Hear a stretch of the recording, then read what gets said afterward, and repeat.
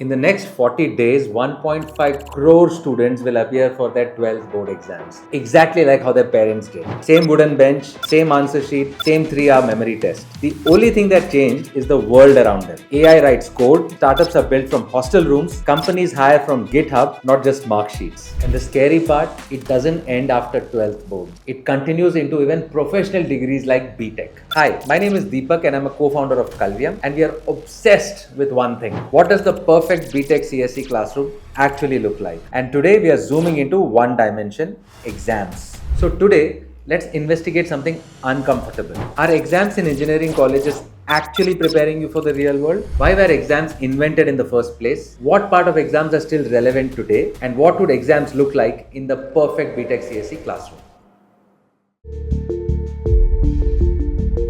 But before we go any further, let me tell you why this matters to you. If you are entering into BTech thinking, I'll study well, get a good CGPA and I'm all set, then this video will completely change how you play the next 4 years. Let's go back in time. Standardized exams did not start in India. They started in 7th century China, the imperial examination system. Before that, government jobs were hereditary. Corruption was normal. So Emperor Yang of the Sui dynasty said, no more bloodline advantage, let's test merit. For the first time, a farmer's son could compete against a minister's son. Remember, this happened 200 years before modern algebra was invented. That was revolutionary. Later, Europe borrowed this idea. Philosophers like Voltaire even praised it. And then, the British brought it to India. But here's where things get interesting. The East India Company had a problem. Too much corruption, too many young untrained boys running massive districts. They called it the boy bureaucracy. So they introduced competitive exams. And honestly, for running a massive empire across thousands of miles, across the seas, before computers, before telephones, it worked beautifully. So the exam wasn't a mistake. The real question is, what problem was it solving? Back in 1850, you needed people who could follow rules reliably, reproduce information accurately, and show up consistently. And the exam was a perfect way to find these people. But in 2026, we need people who can solve problems nobody has seen before, build things that don't exist yet, and make decisions with incomplete information. Same exam, but a completely different world. So that's not colonial hangover, that's us. We just never updated the question. Let's be clear, a BTech in computer science is not supposed to produce exam experts. It's supposed to produce the person who builds the next PhonePe or Flipkart, designs the backends that helps 10 lakh users use it without crashing, fixes a production bug at 2 a.m. before customer data leaks, turns an idea from a hostel discussion into a product that actual people can use. That's engineering, not writing 12 pages about TCP/IP protocol for 10 marks. Okay, let's make this real. Imagine yourself, 4 years, never missed an internal, library every evening, 9.2 CGPA, top 5 in the class. Convocation day, parents are in the audience, photos, gold medal. Everyone says, hard work pays off. Now fast forward, first serious technical interview. The interviewer says, show me something that you have built. A project you designed, a system you deployed, a real problem that you solved. And suddenly, there is silence. That's not because the student is dumb, it's because the system never required any building.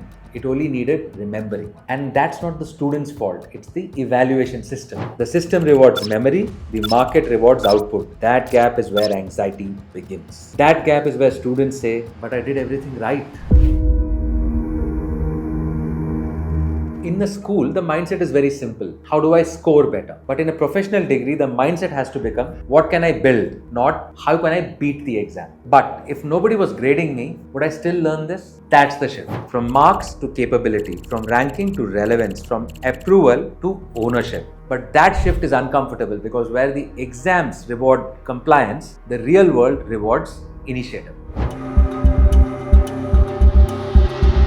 First, let's zoom out. How does the real world actually evaluate engineers? There is no final 3-hour test, one-shot annual evaluation, memory-based performance review. Instead, the real world works like this. Problems don't wait for a semester-end exam. A server crashes on a Tuesday, a security bug is found at 11 p.m., a feature has to go live by Friday. And you don't get 3 months to prepare. You respond, you iterate, you fix, you build. Engineering happens in cycles, like daily goals, weekly sprints, monthly releases, and you are evaluated continuously. Did you solve the problem? Did your solution work? Did you collaborate well? Did you take ownership? Did you improve over time? And now compare that to the traditional examination system. One 3-hour memory event once a semester that determines everything. See the mismatch? If the real world evaluates ownership, output, consistency, problem solving, and effort, then shouldn't a professional degree also do the same? In the kind of classroom that we are trying to build, evaluation is continuous, not one 3-hour memory event. Students build every week, they work in sprints, they demo publicly, they get feedback from peers and industry mentors. If you build something useful, it counts. If you solve a real problem, it counts. If you show professional behavior, it counts. Because that's how real engineering actually works. Now, students learn at different speeds. Some understand recursion in one day, some take 10. But mastery matters more than ranking. And here's the big shift. In an exam, you can mug up. But while building something real,